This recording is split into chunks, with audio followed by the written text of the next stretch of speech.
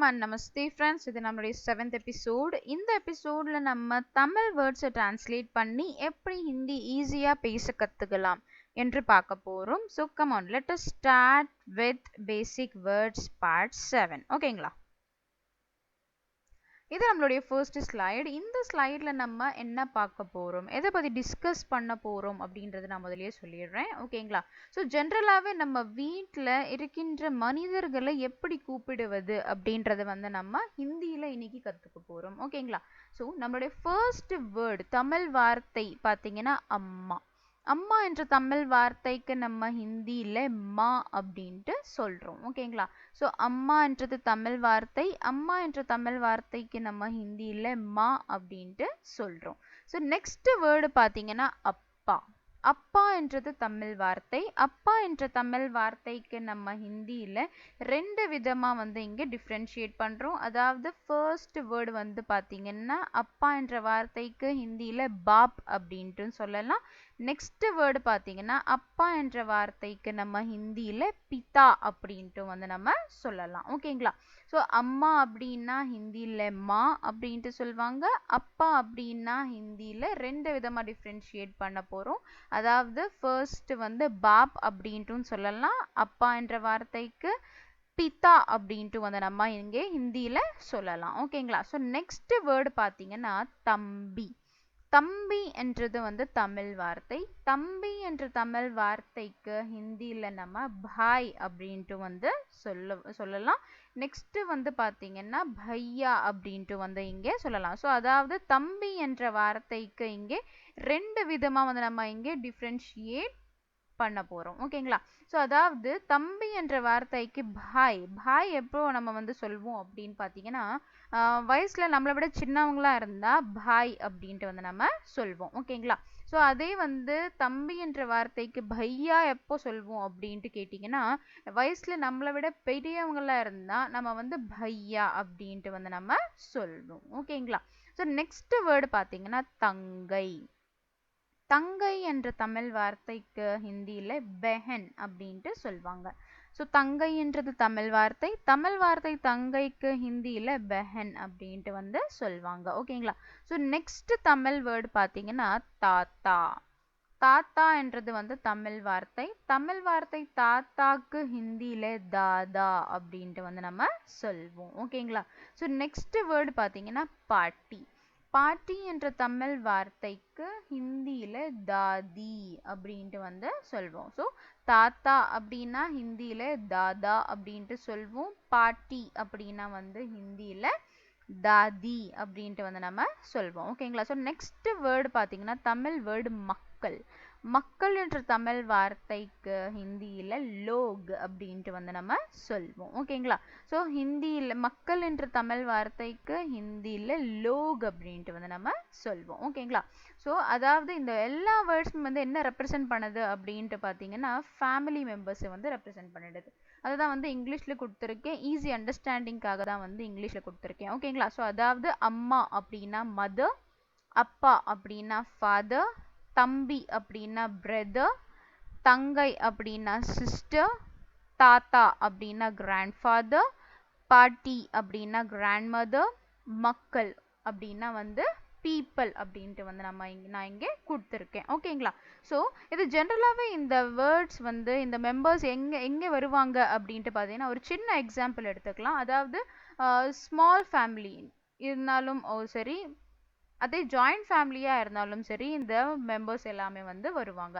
அதாவது ஸ்மால் ஃபேமிலியில் மா, பாப், பாய், பெஹன் இவங்க 4 பேர் மட்டுமே இருந்தால் அது நம்ம ஸ்மால் ஃபேமிலி அப்படின்ட்டு சொல்லுவோம். ஓகேங்களா? ஸோ அதே ஜாயிண்ட் ஃபேமிலியில் பார்க்கும்போது மா, பாப், பாய், பெஹன், தாதா அண்ட் தாதி இவங்க எல்லாருமே பார்த்தீங்கன்னா ஜாயிண்ட் ஃபேமிலியில் இருப்பாங்க. ஓகேங்களா? ஸோ ரெண்டு ஃபேமிலிஸ்லையுமே அதாவது ஸ்மால் ஃபேமிலியாக எடுத்துக்கிட்டாலும் ஜாயிண்ட் ஃபேமிலியாக எடுத்துக்கிட்டாலும் இதில் இருக்கிற மெம்பர்ஸ் இருப்பாங்க. ஓகேங்களா? ஸோ நெக்ஸ்ட் ஸ்லைடு பார்க்கலாம். இந்த ஸ்லைடில் ஃபர்ஸ்ட் வேர்டு பார்த்தீங்கன்னா பணம். பணம்ன்றது தமிழ் வார்த்தை. பணம் என்ற தமிழ் வார்த்தைக்கு நம்ம ஹிந்தியில் பைசா அப்படின்ட்டு நம்ம சொல்வோம். ஓகேங்களா? ஸோ பணம் அப்படின்றது தமிழ் வார்த்தை. பணம் என்ற தமிழ் வார்த்தைக்கு ஹிந்தியில பைசா அப்படின்ட்டு சொல்லுவாங்க. ஓகேங்களா? ஸோ நெக்ஸ்ட் வேர்டு பார்த்தீங்கன்னா கூட்டம். தமிழ் வார்த்தை கூட்டம். கூட்டம் என்றது தமிழ் வார்த்தை. கூட்டம் என்ற தமிழ் வார்த்தைக்கு ஹிந்தியில பீடு அப்படின்ட்டு சொல்லுவாங்க. ஓகேங்களா? ஸோ இந்த ரெண்டு வேர்ட்ஸ் வந்து என்ன ரெப்ரசென்ட் பண்ணுது அப்படின்ட்டு பார்த்தீங்கன்னா ஒரு சின்ன எக்ஸாம்பிள் இங்கே பேங்க் அப்படின்ட்டு வந்து நான் வந்து மேலே கொடுத்துருக்கேன். ஓகேங்களா? ஸோ பேசிக்காகவே பணம் அப்படின்ட்டு பார்த்தீங்கன்னா ஒரு ரொம்ப இம்பார்ட்டண்ட்டான ஒரு திங் இல்லையா? ஸோ பணம் இல்லாமல் வந்து நம்மளால வாழவும் முடியாது. அட் த சேம் டைம் எந்த ஒரு பொருளுமே வந்து நம்மளால பணம் இல்லைன்னா வாங்கவும் முடியாது இல்லையா? ஸோ அதனால தான் வந்து பணம் அப்படின்னா வந்து ஹிந்தியில் நம்ம பைசா அப்படின்ட்டு சொல்கிறோம். நெக்ஸ்ட் கூட்டம் அப்படின்றது வந்து எங்கே ஜாஸ்தியாக இருக்கும் அப்படின்னு பார்த்தீங்கன்னா பேங்க்ல எப்பவுமே வந்து கூட்டம் ஜாஸ்தியாக இருக்கும் இல்லையா? அதாவது மனிதர்கள் அவங்களுடைய பணத்தை வித்ட்ரா பண்ணுறதா இருந்தாலும் சரி, டெபாசிட் பண்ணுறதா இருந்தாலும் சரி, எப்பவுமே கூட்டம் அப்படின்றது வந்து பேங்க்ல ஜாஸ்தியாகவே வந்து இருக்கும். ஓகேங்களா? ஸோ நெக்ஸ்ட் தமிழ் வேர்டு பார்த்தீங்கன்னா கோவில். கோவில் என்றது தமிழ் வார்த்தை. கோவில் என்ற தமிழ் வார்த்தைக்கு ஹிந்தியில மந்திர் அப்படின்ட்டு சொல்லுவாங்க. ஓகேங்களா?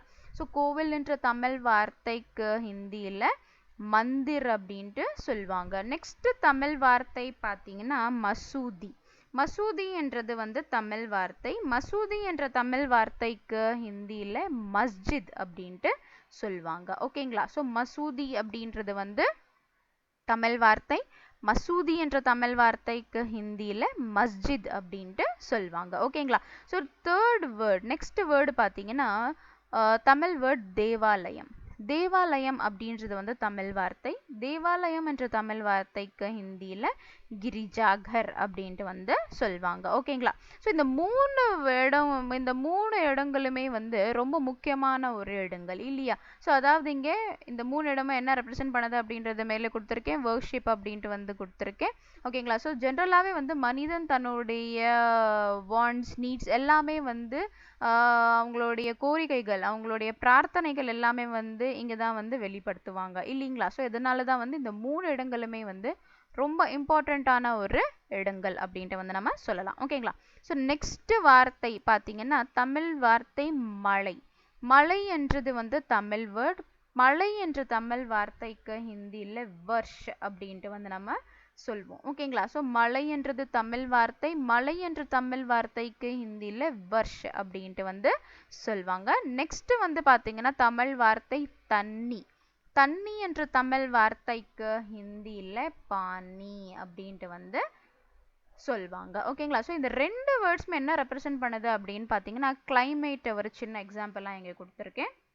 அதாவது மழை அப்படின்னா வந்து ரெயின். ஸோ ஜென்ரலாகவே மழை வருமா இல்லையா அப்படின்றத வந்து நம்ம கிளைமேட்டை வச்சு தான் வந்து நம்ம தெரிஞ்சுப்போம் இல்லைங்களா? ஸோ கிளைமேட் எப்படி இருக்கு இன்னைக்கு அப்படின்றது வந்து அது பேஸ் பண்ணி தான் வந்து இன்னைக்கு மழை வருமா இல்லையா அப்படின்றத வந்து நம்ம ஜட்ஜ் பண்ணுவோம் இல்லையா?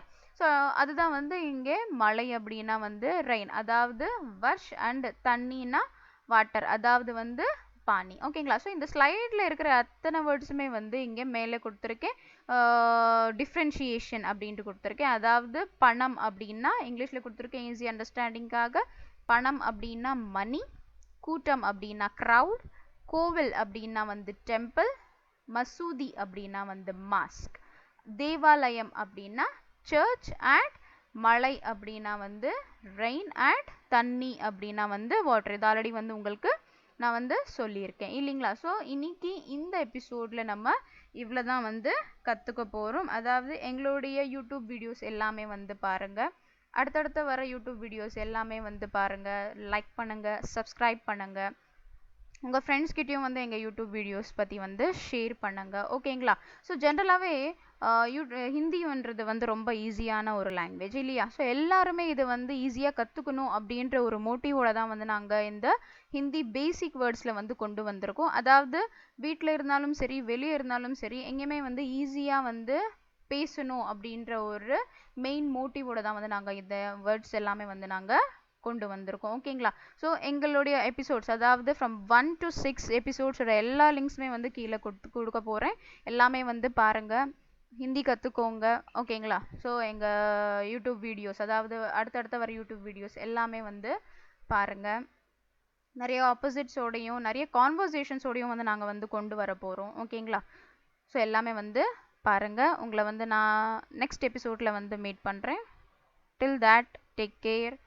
Bye. Thanks for watching our show. धन्यवाद.